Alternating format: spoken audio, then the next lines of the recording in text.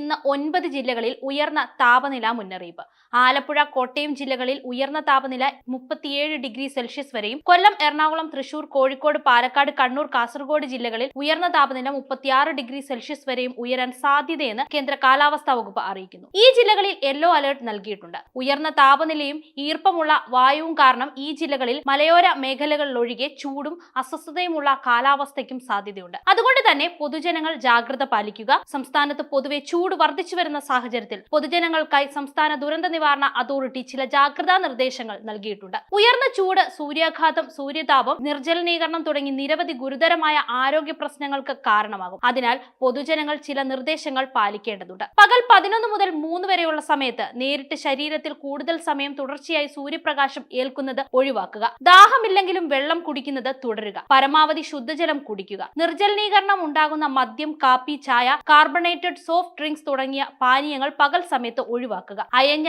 ഇളം നിറത്തിലുള്ള കോട്ടൺ വസ്ത്രങ്ങൾ ധരിക്കുക. പുറത്തിറങ്ങുമ്പോൾ പാദരക്ഷകൾ ധരിക്കുക. കുടയോ തൊപ്പിയോ ഉപയോഗിക്കുന്നത് നല്ലതായിരിക്കും. പഴങ്ങളും പച്ചക്കറികളും ധാരാളമായി കഴിക്കുക. ORS, ലായനി, സംഭാരം തുടങ്ങിയവയുടെ ഉപയോഗവും ഗുണം ചെയ്യും. മാർക്കറ്റുകൾ, കെട്ടിടങ്ങൾ, മാലിന്യ ശേഖരണ നിക്ഷേപ കേന്ദ്രങ്ങൾ തുടങ്ങിയ ഇടങ്ങളിൽ തീപിടുത്തങ്ങൾ ഉണ്ടാകാൻ സാധ്യത കൂടുതലാണ്. അതിനാൽ ഫയർ ഓഡിറ്റ് നടത്തേണ്ടതും കൃത്യമായ സുരക്ഷാ മുൻകരുതലുകൾ സ്വീകരിക്കുകയും ചെയ്യേണ്ടതാണ്. ഇവയോട് ചേർന്ന് താമസിക്കുന്നവരും സ്ഥാപനങ്ങൾ നടത്തുന്നവരും പ്രത്യേകം ജാഗ്രത പാലിക്കുക. ചൂട് അധികരിക്കുന്ന സാഹചര്യത്തിൽ കാട്ടുതീ വ്യാപിക്കാനുള്ള സാധ്യതയുണ്ട്. വനമേഖലയോട് ചേർന്ന് താമസിക്കുന്നവരും വിനോദസഞ്ചാരികളും പ്രത്യേകം ജാഗ്രത പാലിക്കണം. കാട്ടുതീ ഉണ്ടാകാനുള്ള സാഹചര്യങ്ങൾ ഒഴിവാക്കണം. വനം വകുപ്പിന്റെ നിർദ്ദേശങ്ങൾ കർശനമായി പാലിക്കണം. വിദ്യാഭ്യാസ സ്ഥാപനങ്ങളിൽ വിദ്യാർത്ഥികൾക്ക് ശുദ്ധമായ കുടിവെള്ളവും ക്ലാസ് മുറികളിൽ വായു സഞ്ചാരവും ഉറപ്പാക്കേണ്ടതാണ്. പരീക്ഷാകാലമായാൽ പരീക്ഷാ ഹാളുകളിലും ജലലഭ്യത ഉറപ്പാക്കണം. വിദ്യാർത്ഥികളുടെ കാര്യത്തിൽ സ്കൂൾ അധികൃതർക്കും രക്ഷിതാക്കൾക്കും പ്രത്യേക ശ്രദ്ധ വേണം. കുട്ടികൾക്ക് കൂടുതൽ വെയിലേൽക്കുന്ന അസംബ്ലികളും മറ്റു പരിപാടികളും ഒഴിവാക്കുകയോ സമയക്രമീകരണം നടത്തുകയോ ചെയ്യേണ്ടതാണ്. അങ്കണവാടി കുട്ടികൾക്ക് ചൂട്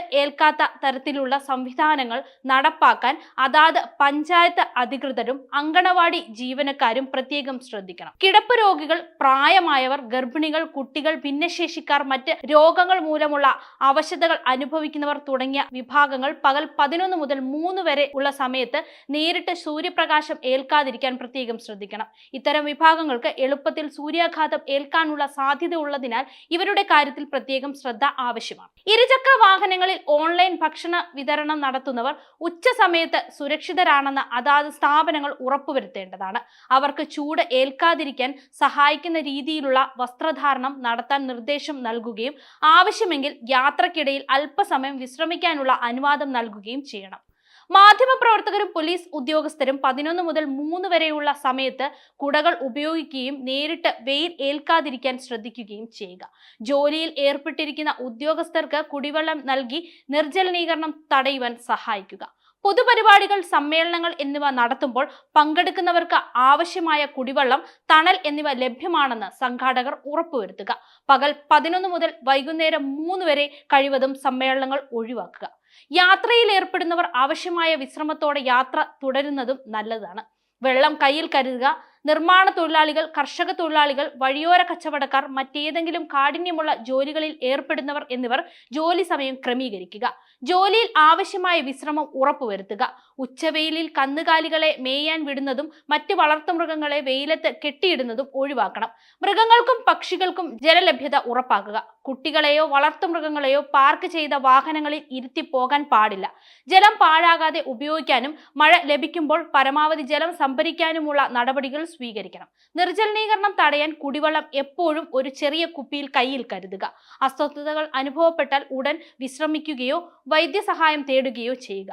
കാലാവസ്ഥാ വകുപ്പിന്റെയും ദുരന്ത നിവാരണ അതോറിറ്റിയുടെയും ഔദ്യോഗിക മുന്നറിയിപ്പുകൾ ശ്രദ്ധിക്കുകയും അനുസരിക്കുകയും ചെയ്യുക.